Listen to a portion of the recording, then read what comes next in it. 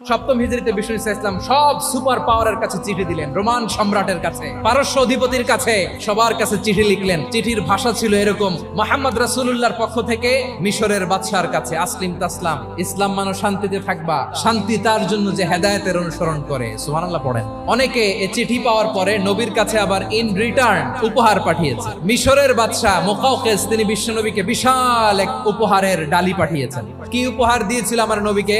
1000 স্বর্ণ, 2টা খ্রিস্টান দাসী, একজন খ্রিস্টান দাস, 20 থান কাপড় জামা বানানোর জন্য, এরপরে একটা গাধা যেটার নাম ছিল উফাইর, আর একটা খচ্চর এটার নাম ছিল দুলদুল। ওই খ্রিস্টান বাদশাহ আমার নবীকে উপহার দিল। বিশ্বনবী এই উপহারগুলো সানন্দে গ্রহণ করেছে।